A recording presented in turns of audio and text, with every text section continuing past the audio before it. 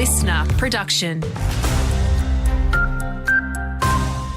Hello, Anne Stone with the latest. 2 people have been found dead in Adelaide and a neighbour has been arrested.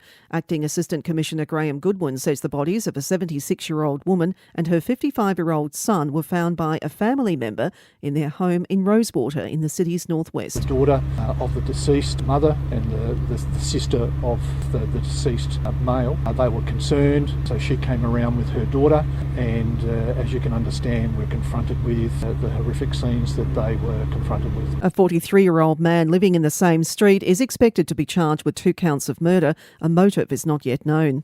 The search continues for a missing person off Port Stephens in New South Wales. The man in his 60s was rock fishing in the area this morning, along with 3 other people who were all rescued. While 2 men have drowned in separate incidents off Victoria, a fisherman got trapped under his overturned boat at Barwon Heads, while a scuba diver was found dead in the water at Rye on the Mornington Peninsula.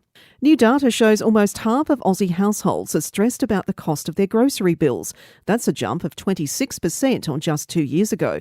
The government's given the official go-ahead for the ACCC to investigate supermarket prices and allegations of price gouging.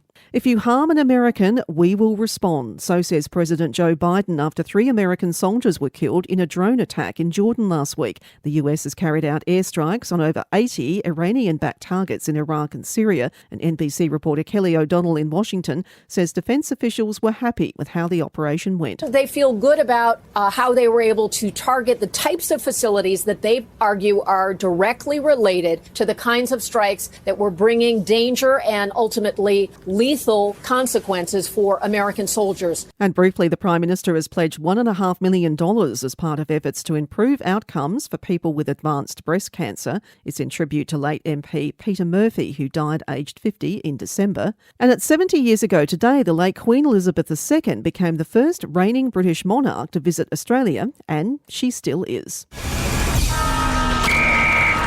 Cricket first, and Travis Head will sit out the next 2 one-dayers against the West Indies as well as 3 2020 games. Selectors want him fresh for the New Zealand tour later this month. Josh Hazlewood has been added to the Aussie squad for tomorrow's second one-dayer in Sydney, with star newbie Xavier Bartlett to be rested. Tasmania's new AFL club will unveil its nickname and colours next month ahead of its entry to the competition in 2028. Tassie was granted the league's 19th licence last year. The NRL has reportedly ramped up concussion protocols during training and is considering limiting contact in a bid to reduce risks of brain injuries. The Australian Rugby League Commission will make a call on that later this year. And heartbreak for the Socceroos. They're out of the Asian Cup after losing 2-1 in extra time to South Korea in the quarterfinals.